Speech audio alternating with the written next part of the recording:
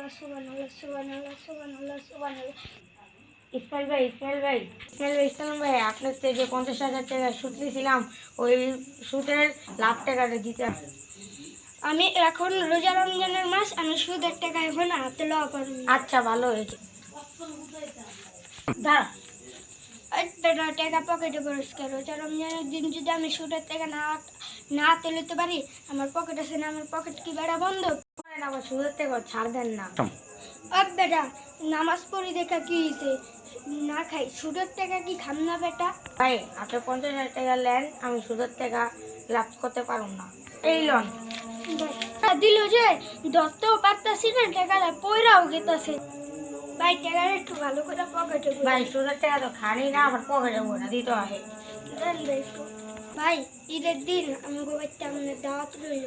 ভাই শোনেন, সুদের সুদের খাবার আমি খাই না, দাওয়াতও গ্রহণ করি না।